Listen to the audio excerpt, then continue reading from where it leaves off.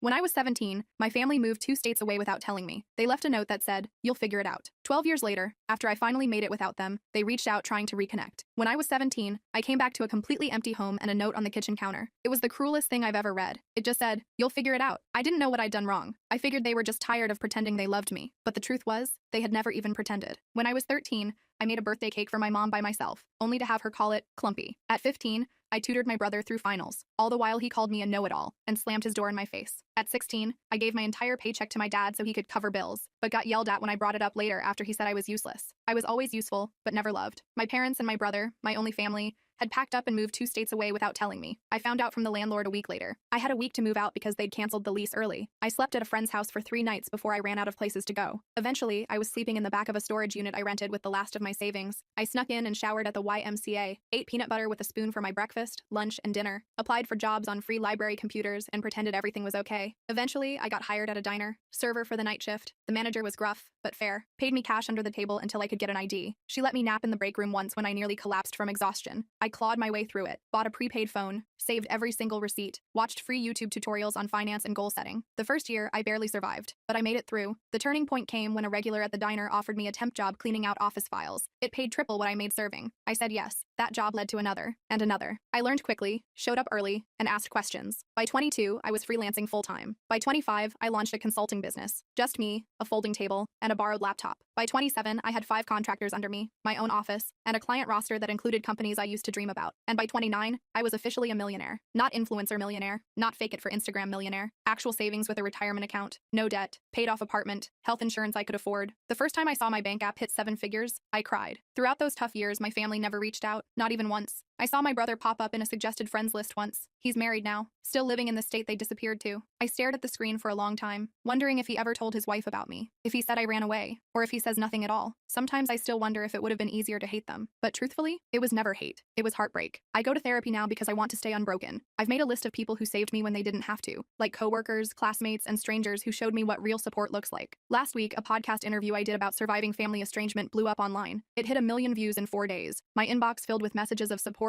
gratitude, and strangers telling me I put words to their pain. And then, one email stood out. The subject line, "You're still our daughter." It was from my mom. No apology. Just a paragraph about hearing my side and how maybe we could talk. Then another message, this time from my brother. "We miss you. Can we fix this?" I stared at the screen for a long time before closing the laptop. I sat with it and wondered if healing means looking back or staying forward. I didn't respond right away, so I needed time to process. My therapist, Melissa, suggested I take at least a week before making any decisions. "Give yourself space to feel whatever comes up," she said during our session. "There's no rush to respond." So I did. I focused on work, went to the gym, had dinner with friends. Normal stuff. But those emails haunted me. I kept opening them, reading them, closing them again. My mom's message felt cold, clinical almost, like she was reaching out to a distant acquaintance. My brother's was shorter but somehow felt more genuine. I couldn't stop thinking about them. After 10 days, I decided to reply to my brother first. Just something simple. I wrote, "It's been 12 years. What changed?" Then I hit send before I could overthink it. His response came within an hour. He said the podcast made him realize what they'd done. He claimed he was only 15 when they left me, that he didn't have a choice, that he'd always wondered about me, that he'd looked me up online a few times over the years but never had the courage to reach out, that seeing me successful made him proud. I didn't buy it. Not completely. If he'd been so concerned, why wait until I was publicly successful? I asked him exactly that. His next email was longer. He admitted that money was tight for them, that my parents' business had failed, that his wife was pregnant with their second child, that medical bills were piling up. I felt my stomach drop. There it was, the real reason. I didn't respond for another week. Then my mom sent a follow-up email with old family photos attached. Pictures of me as a baby, pictures of us at the beach when I was maybe 5 or 6, pictures of me and Michael building a snowman, happy moments that felt like they belonged to someone else's life. At the bottom of the email, she wrote, "We made mistakes. We want to make amends." I showed the emails to Melissa during our next session. She reminded me that I was in control, that I could set boundaries, that I didn't owe them anything. But she also said that closure might help me move forward, whether that meant reconciliation or a final goodbye. I nodded along, but inside I felt conflicted. Part of me wanted to tell them to go to hell. Another part wanted to understand why they left me. And a tiny, stupid part of me still wanted them to love me. I decided to meet my brother first. Just him. No parents. We arranged to meet at a coffee shop in Chicago, halfway between where we both lived. I flew in that morning, checked into a hotel, and tried to calm my nerves. I almost canceled 3 times. But at 2 p.m., I walked into that coffee shop and saw him immediately. He looked older, heavier, with a receding hairline, but his eyes were the same. He stood up when he saw me, awkward and uncertain. I didn't hug him. We just sat across from each other with our coffees, like strangers. The first 20 minutes were painful. Small talk about the weather, about my flight, about his drive. Then he started apologizing. "Emma, I'm so sorry," Michael said, his voice cracking. "I was just a kid when it happened. I didn't know they were planning to leave you behind until it was too late. I was too scared to stand up to them. I just listened, watching his face for signs of deception. He seemed sincere, but I'd been fooled before. before. I asked him the question that had haunted me for 12 years. Why me? Why was I the one left behind? He looked down at his coffee. They always saw you as the strong one, the independent one, the one who would be fine on your own. They thought you didn't need them as much as I did. They convinced themselves you'd be better off without them. It was the most ridiculous thing I'd ever heard. I told him about the storage unit, about eating peanut butter for weeks, about showering at the YMCA and working night shifts at 17. His face crumpled. I didn't know, he whispered. They told me you had a plan, that you wanted to stay behind, that you were going to live with a friend's family, that you'd chosen to separate from us. All lies. By the end of our meeting, I wasn't sure what to think. He seemed genuinely remorseful. He showed me pictures of his wife and daughter, told me about his job as an accountant, asked about my business, didn't directly ask for money, which surprised me. When we parted, he hugged me. I let him, but I didn't hug back. I just stood there, arms at my sides, feeling nothing. Back at my hotel, I called Melissa, told her everything. She pointed out that while my brother seemed sorry, he was still framing himself as a victim rather than acknowledging his role in my abandonment. She was right. He'd been 15, not 5. Old enough to pick up a phone, old enough to send an email, old enough to check on me at some point in 12 years. That night, my mom called. I hadn't given her my number, so Michael must have. I almost didn't answer, but curiosity won out. Her voice sounded older, raspier. She cried when I said hello, started talking about how proud she was of me, how she'd always known I would succeed, how special I was. I let her talk herself out. Then I asked her the same question I'd asked my brother. Why me? Her answer was different. We were in debt, Emma. We couldn't afford 3 mouths to feed. We knew you were smart enough to make it on your own. We figured you'd go to social services and get placed with a better family. We thought we were doing you a favor. I hung up on her, blocked her number immediately, threw my phone across the room and screamed into a pillow. The next morning, I had an email from my dad. First contact in 12 years. He didn't apologize. Instead, he wrote about how hard their lives had been, about medical bills and failed businesses, about how Michael's wife needed surgery, about how they were facing eviction. Then, at the very end, he asked if I could help the family out. Not a single question about my life, not a single acknowledgement of what they'd done. I forwarded the email to Melissa with the subject line, and there it is. She called me immediately, despite it being Sunday. We talked for an hour, about boundaries, about forgiveness versus reconciliation, about the difference between helping someone and enabling them, about what I actually wanted versus what I thought I should want. By Monday morning, I had made my decision. I emailed my brother, told him I was glad we'd met, that I understood he was in a difficult position when we were younger, that I was willing to have a relationship with him and his family, but with clear boundaries. No money, no loans, no financial support of any kind, and no relationship with our parents until they took full responsibility for their actions. His response was immediate and telling. I'm really disappointed, Emma, he wrote. Our parents really need help. Families should support each other. You're being selfish with your success. All the guilt buttons they'd installed in me as a child, pushed at once. I didn't respond. Instead, I booked an appointment with Melissa and a vacation to Bali. I needed space to process everything. 3 days later, Michael called, left a voicemail apologizing for his email, said he understood my position, said he still wanted a relationship on my terms, said he'd respect my boundaries. I listened to it twice, trying to decide if he was sincere or just changing tactics. I decided to give him one more chance, but with my guard up. I went to Bali anyway, spent 2 weeks on the beach, hiking through rice fields, and meditating. I needed the distance. When I got back, I had 6 more emails from my dad, each more desperate than the last. I didn't read past the subject lines. I also had a text from Michael asking if we could talk again. I agreed to a phone call, nothing more. The call started okay. He apologized again for pushing. I've been thinking a lot about what you told me, he said. I'm in therapy now too. I believed that part. He sounded different, less defensive. We talked about his kids, about my business, normal stuff. Then he mentioned that our parents were coming to visit him next weekend, asked if I would consider meeting them, just for an hour, in a public place.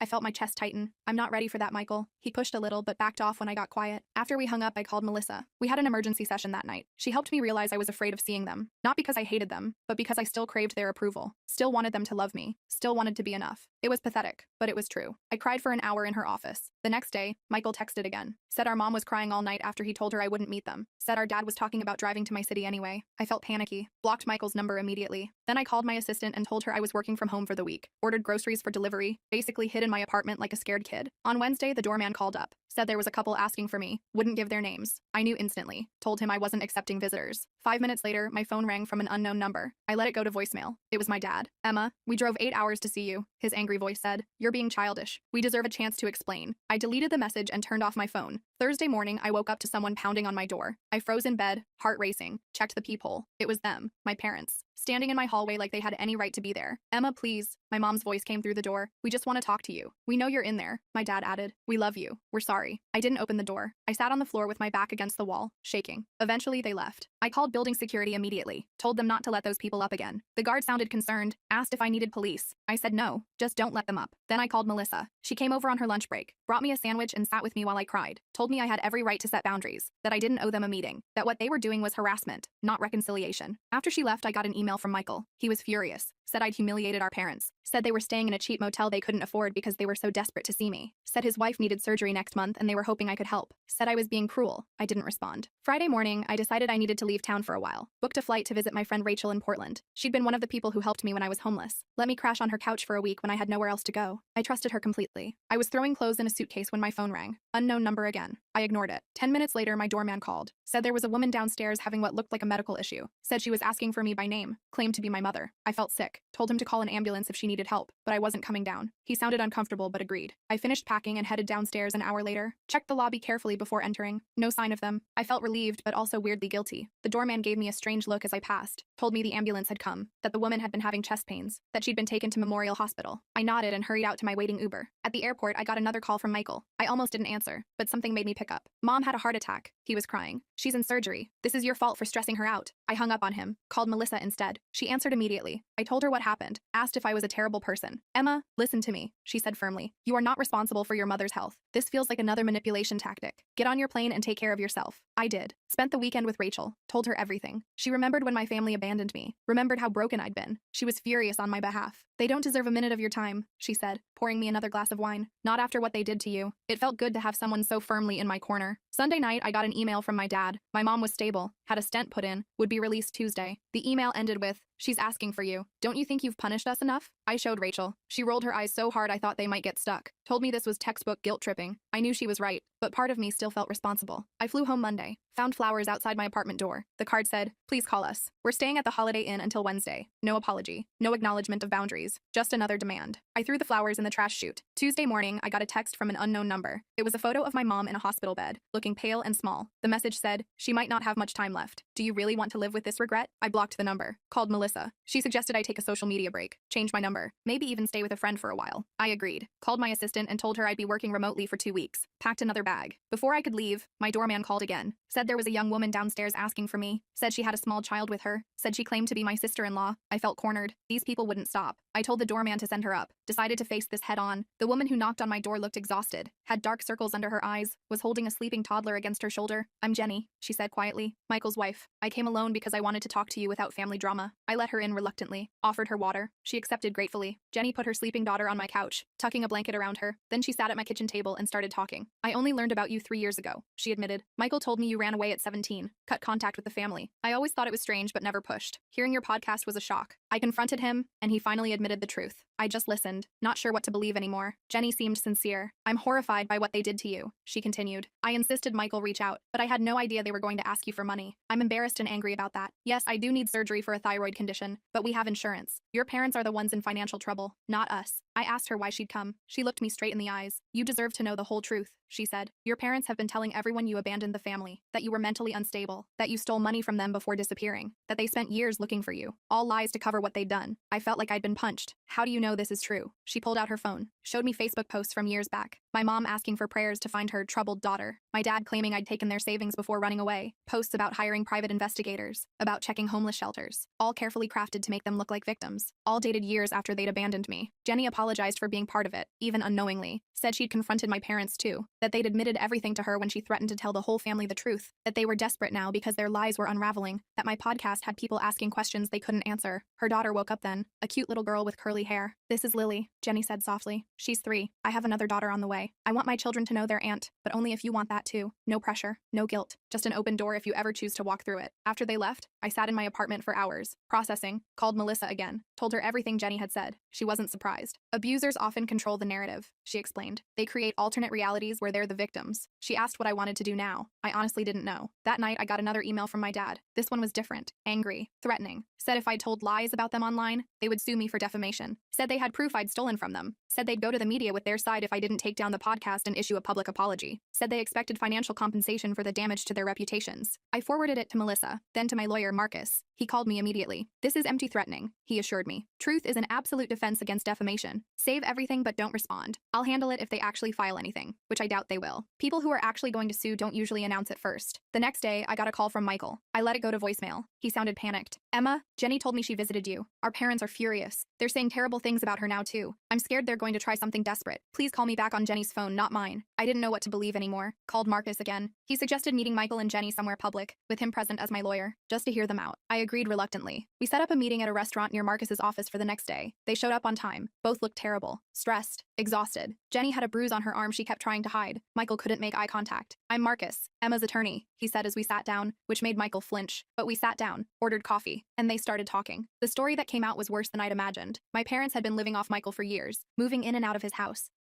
watching his kids while criticizing his parenting. When Jenny confronted them about me, my dad had grabbed her arm, hard enough to leave marks. Michael had kicked them out. They were now staying in a motel, calling constantly, showing up at his work. I listened without interrupting, watched my brother break down as he described how our parents had controlled him his entire life, how they'd convinced him I abandoned them, how he'd been too scared to question their version of events, how he'd been trapped in their web of manipulation and lies for 12 years, how he was terrified they would hurt Jenny or the kids. Marcus asked careful questions about financial entanglements, about house titles and bank accounts, about whether my parents had keys to their house. Michael answered everything, said they'd co-signed his mortgage, said his dad was still on his bank account from when he was in college, said they had spare keys, said they knew all his passwords. Marcus took notes, occasionally glancing at me. By the end of the meeting, I felt drained but clearer. This wasn't just about me anymore. Michael and Jenny were victims too, in their own way. Different from me, but still trapped. Marcus suggested they speak to a lawyer of their own, gave them a colleague's card, told them to change their locks, passwords, and bank accounts immediately. They nodded, looking overwhelmed but grateful. As we were leaving, Michael hugged me. This time, I hugged him back. It wasn't forgiveness, not yet, but it was something. A recognition that we'd both been damaged by the same people, that maybe we could help each other heal. That night, I got a series of increasingly unhinged texts from my parents' numbers. Accusations, threats, guilt trips. I blocked them all. Then I called Jenny, asked if they were safe. She said yes. They'd changed the locks, stayed with friends the night before, were looking into a restraining order. I felt relieved but still worried. The next morning, I woke up to my phone ringing. It was Jenny, hysterical. "They broke into our house," she sobbed. "They took Lily's baby photos, important documents, Michael's laptop. They left a note. Family matters should stay in the family." I told her to call the police immediately, said I'd meet them at their house, called Marcus on my way. When I arrived, there was a police car outside their house. An officer was taking statements in the living room. The place was a mess. Drawers pulled out, papers scattered. Michael was sitting on the couch, head in his hands. Jenny was pointing out missing items to the officer. I introduced myself as family, there to help. The officer seemed skeptical that grandparents would break in. "Are you sure they didn't just use a key?" he asked. "Maybe this is a misunderstanding?" Jenny showed him her bruised arm, told him about the escalating behavior, about the threats, about how they'd been stalking them. He took notes but didn't seem convinced. Said without evidence, it would be hard to prove who did this. After the police left, we cleaned up together. Found more missing things. Photo albums, financial documents, the spare key to their car. Michael looked defeated. "This is my fault," he said. "I should have protected my family better. Should have stood up to them years ago. Should have looked for you harder." I didn't disagree, but I didn't pile on either. We were beyond that now. Marcus arrived as we were finishing, looked around grimly, said this changed things, that we needed to document everything, that breaking and entering was a serious crime, that we should all stay somewhere else for a few days, that he'd help us file for emergency restraining orders in the morning. We nodded, too exhausted to argue. Jenny packed bags for them while Michael and I secured the house as best we could, changed locks again, checked windows, discussed security cameras. It felt surreal, taking these precautions against our own parents, but also necessary. They'd crossed a line that couldn't be uncrossed. As we were leaving, Michael got a text from our dad. Just 3 words. "We're watching you." He showed it to me, hands shaking. I took a screenshot, sent it to Marcus. Then I made a decision. Told them they were coming to stay with me. My building had security, cameras, a doorman who already knew not to let our parents in. They accepted gratefully. That night, the 4 of us ate takeout in my living room. Lily played with toys Jenny had packed. We talked quietly about next steps, about restraining orders, about police reports, about changing phone numbers and email addresses, about possibly moving to a new house, about how to protect themselves long term. It wasn't the family reunion I'd ever imagined. Sitting there with the brother who'd let me be abandoned, his wife who'd believed lies about me, and their daughter who was innocent in all of this. But somehow, it felt right. Like we were finally facing the truth together. Like maybe, just maybe, we could build something new from the ashes of what our parents had destroyed. The next morning, Marcus called, said he'd filed emergency restraining orders for all of us, said we needed to appear in court next week to make them permanent, said he'd also reported the break-in to a detective he knew, who was taking it more seriously than the responding officers had, said we should all stay together until this was resolved. I agreed, called my assistant, told her I'd be working from home indefinitely, family emergency. She understood, rearranged my schedule. I set up a workspace in my guest room for Michael, who also needed to work remotely. Jenny and Lily took over my living room, building pillow forts and watching cartoons. It was strange having people in my space. I'd lived alone for years, liked my quiet routines, my clean counters, my empty sink, but there was something comforting about the noise too, about Lily's laughter, about Jenny's quiet humming as she folded laundry, about Michael's typing from the other room. It felt like family. Not the family that had abandoned me, but maybe the family we could become. That afternoon, my doorman called up, said there was a delivery. Flowers. I told him to check the card before sending them up. He read it to me. "We know where you all are. This isn't over." I told him to refuse the delivery, call the police if the delivery person wouldn't take them back. Then I called Marcus again. He said he'd add this to our case file, that it strengthened our request for restraining orders, that we were doing everything right. I didn't tell Michael or Jenny about the flowers. They were stressed enough. Instead, I ordered extra groceries, made dinner for everyone, played with Lily, tried to create some normalcy in this bizarre situation. But that night, after everyone was asleep, I sat alone in my kitchen and finally let myself feel everything. The fear, the anger, the grief, the strange hope. I cried silently into a dish towel so no one would hear me. In the morning, Jenny found me making coffee, asked if I was okay. I lied, said yes. She didn't believe me. Sat down at the counter. It's okay not to be okay, Emma, she said gently. I'm not either. Michael cries in the shower where he thinks no one can hear. Lily keeps asking when we can go home. This whole situation is terrible, but I'm grateful we're facing it together. I looked at her, that I barely knew who was somehow now part of my life. Asked her why she'd come to me that first day, why she'd chosen to believe me over the family she'd known for years. She smiled sadly. I've always felt something was off about your parents, about the stories they told, about the way they controlled Michael. The podcast confirmed my suspicions. I couldn't let my daughters grow up thinking abandoning a child was ever acceptable. We hugged then. First time. It felt awkward but genuine, like the beginning of something. Not friendship exactly, not yet, but understanding. Solidarity, a shared determination to break the cycle of mistreatment that had damaged us all. The next few days fell into a routine. Working, cooking, playing with Lily, checking in with Marcus, jumping at unexpected noises, flinching when phones rang, living in a strange limbo of domestic normalcy and underlying tension. We were safe but not at peace, together but still healing, family but still learning what that meant. On Friday, Marcus called with news. The detective had found evidence. Security footage from a gas station near Michael's house showed our parents' car parked there during the time of the break-in. The restraining order hearing was set for Monday. He was confident we'd get approved. We all felt relieved but still anxious, still waiting for the next escalation. It came that night. A brick through Michael's car window in the parking garage. No note this time. No need for one. The message was clear. The building security footage showed a man in a baseball cap, face carefully turned away from cameras. We couldn't prove it was our dad, but we all knew.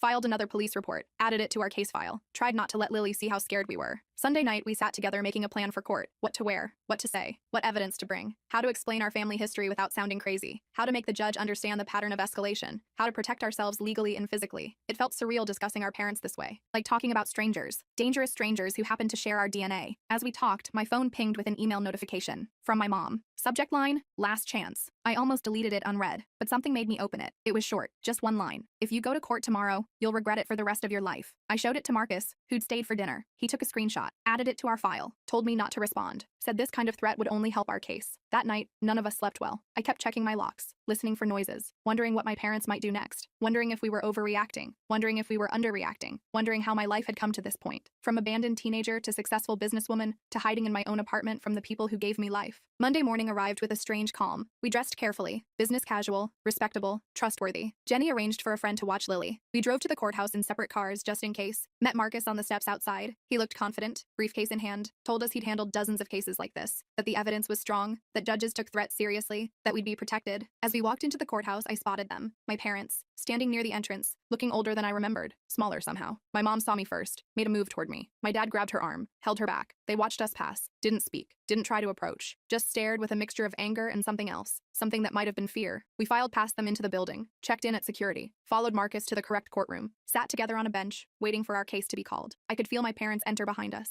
could sense them sitting on the opposite side of the room, could almost hear their whispered conversation. But I didn't turn around, kept my eyes forward, focused on breathing. The judge called our case. We stood, walked forward, took our places. Marcus presented our evidence calmly. The break-in, the threatening texts, the flowers, the brick, the email, the history of abandonment and manipulation. The judge listened carefully, asked clarifying questions, looked at our parents with increasing concern. When it was their turn, my parents approached the bench. No lawyer, just them. My dad spoke first, claimed we were exaggerating, that they were just trying to reconnect with family, that they'd never broken any laws, that they loved us and wanted to make amends, that this was all a misunderstanding blown out of proportion. The judge asked about the security footage, the threatening messages. My dad denied everything, said it wasn't them on the footage, said their texts were being misinterpreted, said they were the victims here, not us. My mom nodded along, occasionally dabbing at her eyes with a tissue. Then the judge asked them directly about abandoning me at 17. My dad hesitated, started talking about troubled teens, about difficult decisions, about doing what they thought was best. The judge cut him off, asked again, directly, did you leave your minor child alone and move to another state? My dad looked down, mumbled something about financial hardship. The judge's expression hardened. After hearing both sides, the judge granted our restraining orders. 3 years, no contact, no approaching our homes or workplaces, no messages through third parties. Any violation would result in immediate arrest. My parents looked stunned, like they couldn't believe this was happening, like they'd never faced consequences before. As we left the courtroom, my mom called my name, just once, softly. I kept walking, didn't look back, felt a weight lifting with each step.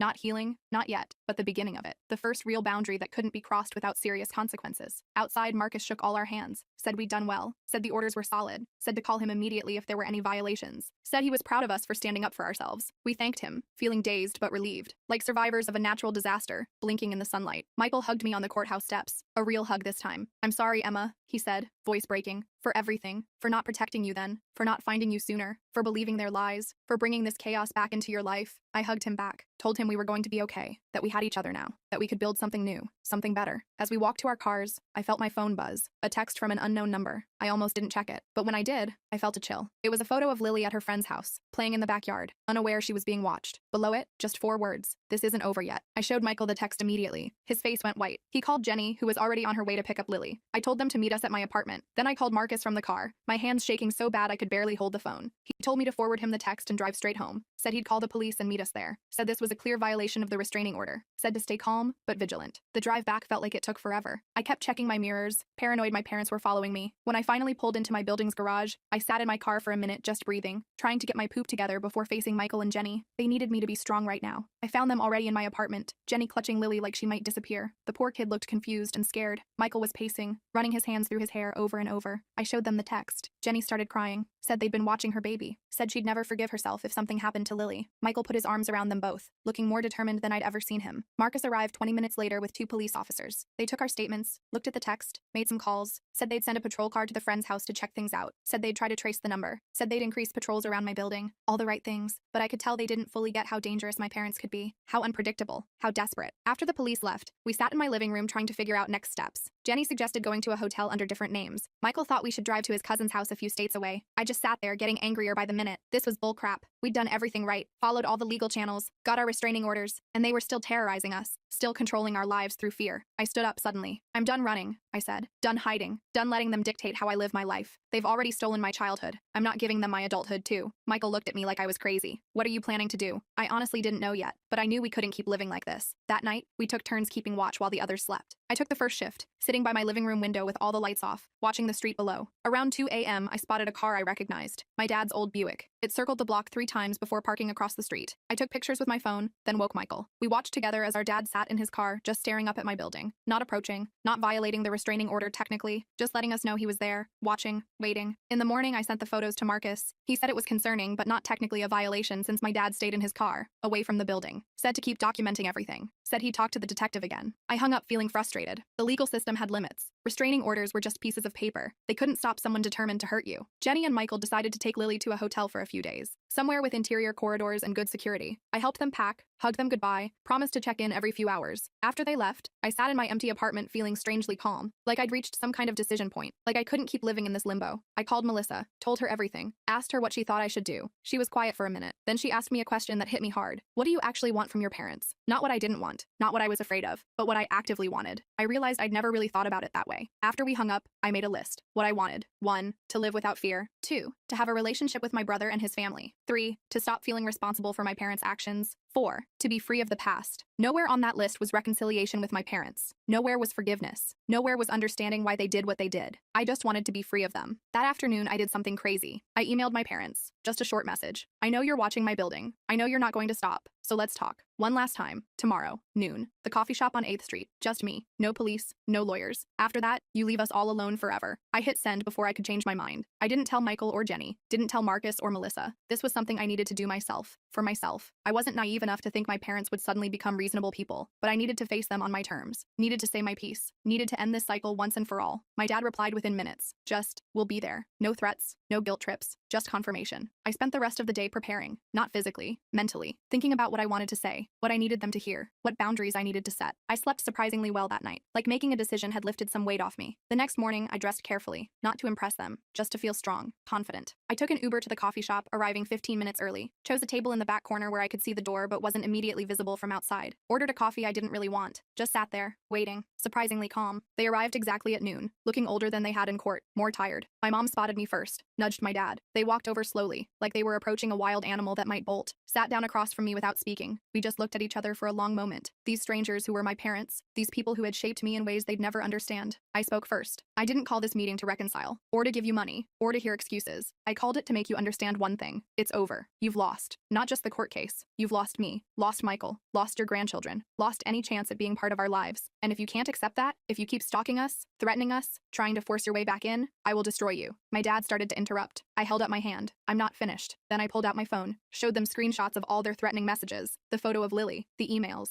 I've sent copies to everyone in your lives, your siblings, your church, your neighbors, your employers, everyone. Not yet, but I will if you contact any of us again. If you come near our homes, if you so much as mention our names to anyone we knew. My mom started crying. We just want our family back. We made mistakes, but we deserve another chance. We're getting older and don't want to die alone. I looked at her for a long moment. You should have thought about that before abandoning your 17-year-old daughter, before lying to everyone about what you'd done, before breaking into Michael's house, before threatening your own grandchild. My dad got angry then. You're ungrateful. You've always been difficult. You've turned your brother against us. You owe us for raising you. I just laughed. Actually laughed in his face. Do you really think you're entitled to gratitude for doing the bare minimum as a parent for 17 years before abandoning me completely? Do you think your parenting was so stellar that I should be thanking you for it? He didn't have an answer for that, just sat there, red-faced and silent. My mom was still crying, but I felt nothing. No guilt, no sympathy, just a cold clarity that these people were never going to change, never going to take responsibility, never going to be the parents I deserved. I stood up to leave. This is your last warning. Next time you violate the restraining order, I won't just call the police. I'll make sure everyone you know understands exactly what kind of people you really are. I have the resources to make your lives very difficult if you force my hand. I don't want to do that, but I will to protect my family, my real family, Michael, Jenny, Lily, the people I choose. As I walked away, my mom called after me. Do you really hate us that much? I stopped, turned around. I don't hate you. I feel nothing for you. You're strangers to me now, and that's your loss, not mine. I walked out of that coffee shop feeling lighter than I had in years, called Michael from the sidewalk, told him everything. He was upset at first that I'd met them alone, then concerned they might retaliate, but mostly he seemed relieved that someone had finally stood up to them directly, said he wished he'd had the courage to do it years ago. I went back to my apartment, packed a bag, decided to join Michael and his family at their hotel for a few days, just to be safe. When I got there, Lily ran to hug me. Auntie Emma, she called for the first time. I almost cried. Jenny hugged me too, said she was proud of me, said she hoped I'd finally get some peace. Michael just squeezed my shoulder, no words needed. We spent the next few days in a weird limbo, waiting for my parents to make their next move, checking our phones constantly, jumping at unexpected noises, but nothing happened. No calls, no texts, no emails, no sightings of their car, just silence. After a week, Michael and Jenny decided to go home, changed all their locks again, installed security cameras, made plans to put their house on the market, started looking at places closer to my city. I went back to my apartment too, back to work, back to something like normal life. 2 weeks passed, then a month. Nothing from my parents. Marcus checked in regularly, said the detective had confirmed they'd returned to their home state, said the restraining orders were still in effect, said we should stay vigilant but try to move forward with our lives. Slowly we did. Michael found a new job in my city. Jenny enrolled Lily in preschool. They bought a house 20 minutes from my apartment. We had dinner together every Sunday, started building new traditions, new memories, a new kind of family based on choice rather than obligation. I kept expecting to feel something about my parents, grief maybe, or guilt, or anger, but mostly I felt relief, like I'd finally put down a heavy weight I'd been carrying since I was 17, like I could finally focus on the future instead of the past. 6 months after the coffee shop confrontation, I got a letter, forwarded through Marcus so my address stayed private, from my mom. I almost didn't open it, almost threw it away unread, but curiosity won out. It was short, just a few paragraphs. No excuses this time, no demands, just an acknowledgement that they'd hurt me deeply, that they'd failed as parents, that they understood why I wanted nothing to do with them, that they were getting counseling, that they would respect the restraining orders, that they hoped someday I might be willing to hear a proper apology, but understood if that day never came. I showed it to Michael. He got a similar letter. We talked about it over dinner that night, about whether it was sincere, about whether it changed anything, about whether we could ever trust them again. We didn't reach any conclusions, just agreed to take it one day at a time, to prioritize our healing, to protect the family we were building. I keep the letter in my desk drawer, not because I'm ready to forgive, not because I want reconciliation, but because it represents something important. My parents finally recognizing my right to set boundaries, my right to choose who I allow in my life, my right to define family on my own terms. Last week, Lily had her 4th birthday party. Michael and Jenny invited me to help plan it. We had it at my apartment. Balloons everywhere. A cake I ordered from a fancy bakery. Presents piled on the coffee table. Lily running around in a princess dress, laughing. Jenny taking pictures. Michael grilling on my balcony. Friends stopping by throughout the day. So much noise. So much joy. At one point, I stepped into the kitchen for a moment alone, just watching through the doorway as Michael swung Lily around in circles, as Jenny laughed at something a friend said, as my apartment, once so empty and quiet, filled with life and love. I thought about that note on my kitchen counter 12 years ago. You'll figure it out. And I had. Not the way they meant, but I'd figured out what family should be, what love should look like, what I deserved all along. I'm not saying everything's perfect now. I still have trust issues, still go to therapy every week, still have nightmares sometimes about being abandoned, still flinch when my doorbell rings unexpectedly, but I'm healing. We all are. Building something new from the broken pieces of our past, something stronger, something chosen, something real. Sometimes people ask if I'll ever reconcile with my parents, if I'll ever let them meet Lily, if I'll ever forgive them for what they did. I don't have answers to those questions yet. Maybe someday, maybe never. But what I do know is this. I'm not defined by what they did to me anymore.